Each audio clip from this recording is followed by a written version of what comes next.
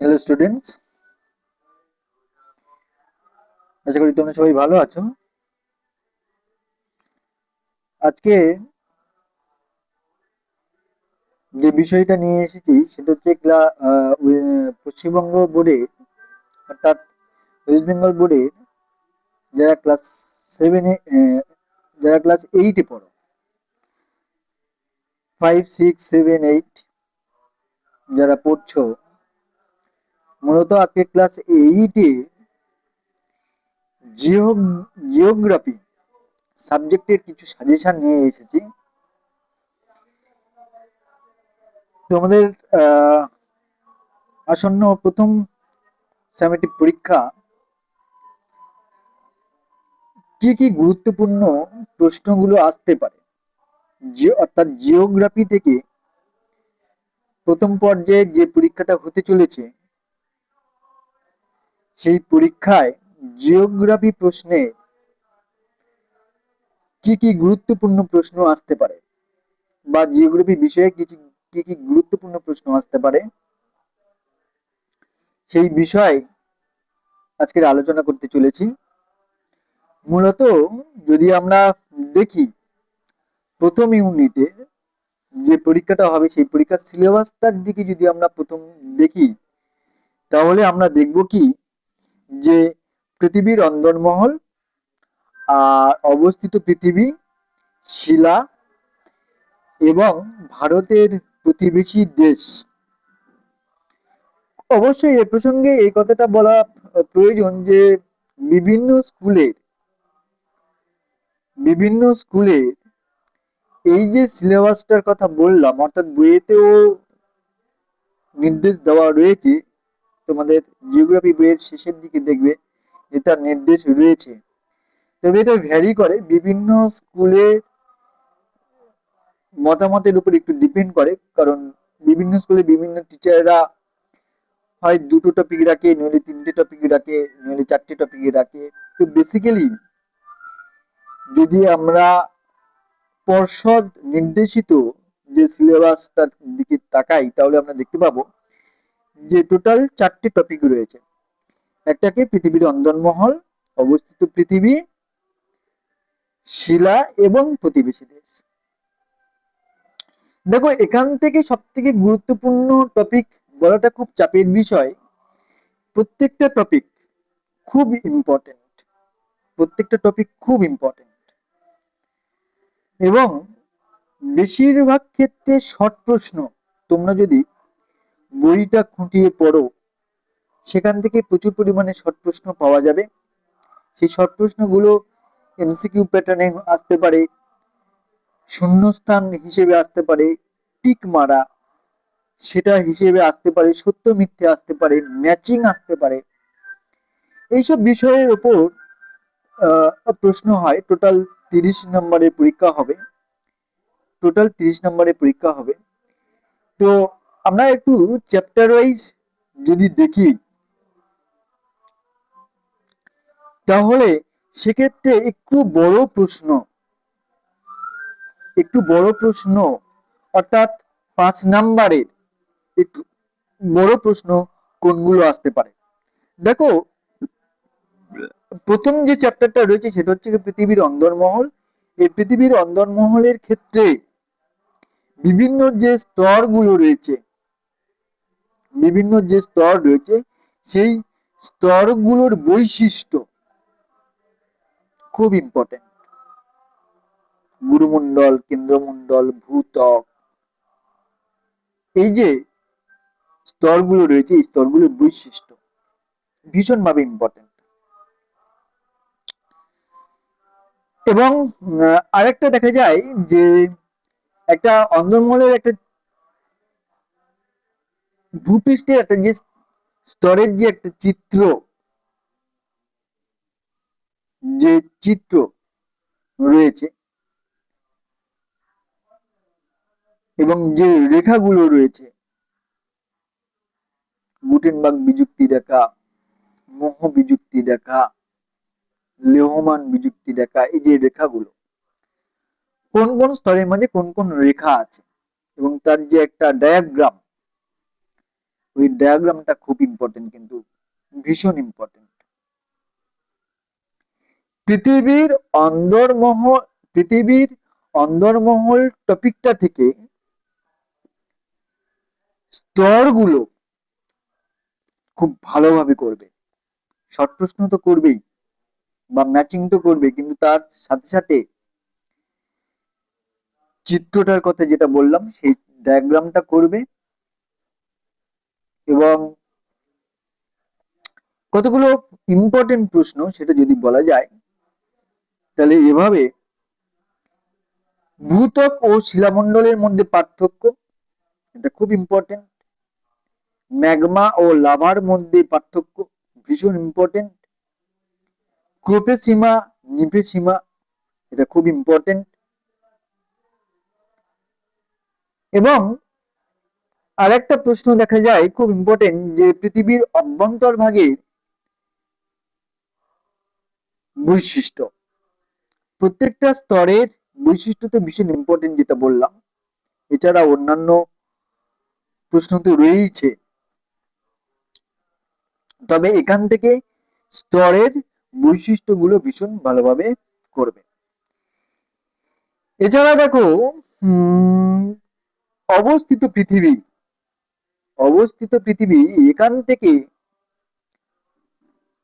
পাত সঞ্চালনের যে প্রশ্নটা রয়েছে সেটা কিন্তু খুব ইম্পর্টেন্ট। পাত সংস্থান তত্ত্বের ব্যাখ্যা, ভঙ্গিল পর্বত সৃষ্টির ব্যাখ্যা, অর্থাৎ পাত সংস্থান তত্ত্বের উপর ভিত্তি করে ভঙ্গিল পর্বত কিভাবে সৃষ্টি হয়েছে, এটা খুব ইম্পর্টেন্ট। এবং এটা চিত্রসহ করতে বলে, যে চিত্রসহ আলোচনা করো। এবং একটা শর্ট প্রশ্ন খুব ইম্পর্টেন্ট আছে, যে পাত সংস্থান তত্ত্বের জনক কে, রিক্টার স্কেল কে আবিষ্কার করেছেন, সিসমোগ্রাফ যন্ত্রটা কি, এটা টিকা হিসেবে আসতে পারে। এখান থেকে একটা প্রশ্ন, আরো একটি প্রশ্ন খুব ইম্পর্টেন্ট যেটা প্রায়শই দেখতে পাওয়া যায়, সেটা হচ্ছে যে মহাদেশগুলি চলন, এই মহাদেশ সঞ্চালনের তত্ত্বের মাধ্যমটি কে প্রথম প্রতিষ্ঠা করেন বা প্রস্তাবটি কে দেন, এবং তার ব্যাখ্যা।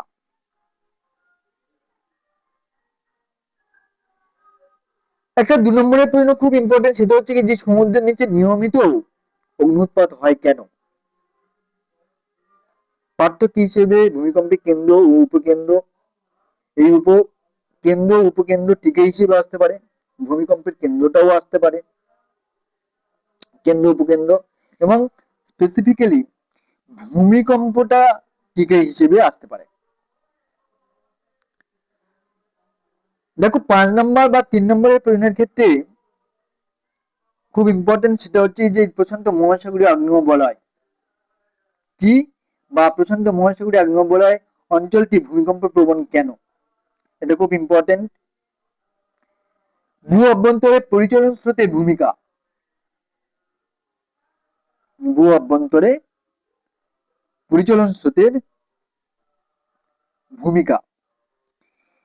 এছাড়া 5 নম্বরের প্রশ্ন হিসেবে বলা যেতে পারে যে পাত সঞ্চালনের মূল ভাবনাটি বা মূল বিষয়টি সংক্ষেপে আলোচনা করো।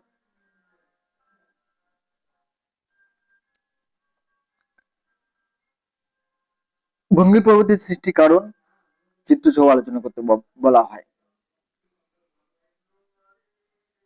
এখানে শিলা বলে যে টপিকটা রয়েছে তোমাদের, শিলা দিয়ে অনেক রকমের প্রশ্ন আসতে পারে, তবে প্রত্যেকটি শিলার বৈশিষ্ট্য খুব ইম্পর্টেন্ট এবং তাদের ডেফিনেশন, আগ্নেয় শিলা, পাললিক শিলা, রূপান্তরিত শিলা, প্রত্যেকের ডেফিনেশন এবং প্রত্যেকটি শিলার বৈশিষ্ট্য। পাললিক শিলার ব্যবহার, পাললিক শিলা কোন কোন ক্ষেত্রে ব্যবহার হয় বা তার ব্যবহারগুলি আলোচনা করো, এটা খুব ইম্পর্টেন্ট। এবং কিছু টিকা হিসেবে আসে কতগুলো শিলা রয়েছে, কতগুলো পাথর রয়েছে, চুনা পাথর, বেলে পাথর, ফেলসপার, এগুলো যে রয়েছে এখান থেকে কিন্তু টিকা আসতে পারে। সংঘাত অসংঘাত শিলা, পাতালিক শিলা, উপপাতালিক শিলা, এই যে প্রশ্নগুলো আছে এগুলো টিকা হিসেবে আসতে পারে। রেগোলিথ খুব একটা ইম্পর্টেন্ট প্রশ্ন, এটা টিকা হিসেবে আসতে পারে 2 নম্বরে অথবা 3 নম্বরে, ম্যাচিং তো দিতেই পারে তো তোমাদের। শিলাচক্র, চিত্রসহ শিলাচক্র, এটা কিন্তু টিকা হিসেবে আসতে পারে 5 নম্বর, 3 নম্বরের আসতে পারে, আবার 5 নম্বরেরও আসতে পারে। উৎপত্তি অনুসারে আগ্নেয় শিলার শ্রেণীবিভাগ করো, পাললিক শিলার শ্রেণীবিভাগ করো, অর্থাৎ প্রত্যেকটি শিলা খুব ভালোভাবে পড়বে। শিলা ও খনিজের মধ্যে পার্থক্য, আগ্নেয় শিলা পাললিক শিলার মধ্যে পার্থক্য, খনিজ পদার্থ ও মৌলিক পদার্থের মধ্যে পার্থক্য, এটাও আসতে পারে। সুতরাং একথা সার্বিক বলবো যে এই যে 4টে টপিক রয়েছে, 4টে টপিক তোমাদের প্রথম ইউনিটের খুব কিন্তু ইম্পর্টেন্ট। যেহেতু 30 নম্বরে, মনে রাখতে হবে ফুল মার্কস 30, তাই 30 নম্বরের প্রশ্নগুলো কিন্তু খুব ইম্পর্টেন্ট। 30 নম্বরের প্রশ্নের জন্য এই যে 4টে টপিক রয়েছে, এই 4টে টপিক কিন্তু ভীষণ ভীষণ ইম্পর্টেন্ট। এবার আছে প্রতিবেশী দেশ সম্বন্ধে। দেখো প্রতিবেশী দেশ সম্বন্ধে একটা কথাই বলবো যে প্রত্যেকটি প্রতিবেশী দেশের ভূপ্রকৃতি, নদ নদী, জলবায়ু, শিল্প, কৃষিকাজ, এগুলো একটু ভালো করে পড়ে ফেলতে হবে। অর্থাৎ এখান থেকে কোনগুলো দেবে বলা খুব মুশকিল। বাংলাদেশের ভূপ্রকৃতি, নেপালের ভূপ্রকৃতি খুব ইম্পর্টেন্ট। নেপালের ভূপ্রকৃতি, বাংলাদেশের ভূপ্রকৃতি, এগুলো কিন্তু খুব ইম্পর্টেন্ট। এখান থেকে একটা বড় প্রশ্ন অনেক সময় দেখতে পাওয়া যায় প্রায়শই, সেটা হচ্ছে কি যে ভারতের সাথে প্রতিবেশী দেশগুলির সুসম্পর্ক বজায় রাখা উচিত কেন, বা কেন রাখা হয়, এবং আমদানিকৃত দ্রব্য ও রপ্তানিকৃত দ্রব্য, আমদানিকৃত দ্রব্য ও রপ্তানিকৃত দ্রব্য, ভারত থেকে কি কি দ্রব্য বাইরে প্রতিবেশী দেশের কাছে পাঠানো হয় এবং প্রতিবেশী দেশ থেকে ভারতে কি কি দ্রব্যগুলো আনা হয়, এগুলো খুব ইম্পর্টেন্ট। দেখো আজকে সার্বিক জিওগ্রাফির সিলেবাসটা বলে দিলাম। যদি কারোর বুঝতে অসুবিধা হয় তাহলে আমার কন্ট্যাক্ট নম্বর দেওয়া রয়েছে, তোমরা কন্ট্যাক্ট করে আমাকে জিজ্ঞেস করে নিতে পারো। এছাড়া আরো একটি প্রসঙ্গত বলে দিই, আমাদের ক্লাস 5 to 8 পর্যন্ত অল সাবজেক্টে পেড ক্লাস চলছে। কেউ যদি ভর্তি হতে চাও ফোন নম্বরে যোগাযোগ করতে পারো বা হোয়াটসঅ্যাপ করতে পারো। আর প্রসঙ্গত বলি ক্লাস 9, 10 এবং 11, 12 এদের অনলি ইংলিশ এবং হিস্ট্রি পড়ানো হয়, ইংলিশ এবং হিস্ট্রি পড়ানো হয়। তারা যদি ক্লাস করতে চাও পেড ক্লাসে, তারা যদি ভর্তি হতে চাও পেড ক্লাসে, তাহলে অবশ্যই করে আমার নম্বরে হোয়াটসঅ্যাপ করো। নেক্সট দিন তোমাদের ইংলিশ টপিকটা, ইংলিশ টপিকে কি কি প্রশ্ন আসতে পারে, কোন কোন টপিক গুলো ভীষণভাবে ইম্পর্টেন্ট, সেই টপিক নিয়ে আমরা আলোচনা করব। আজকের এই পর্যন্তই।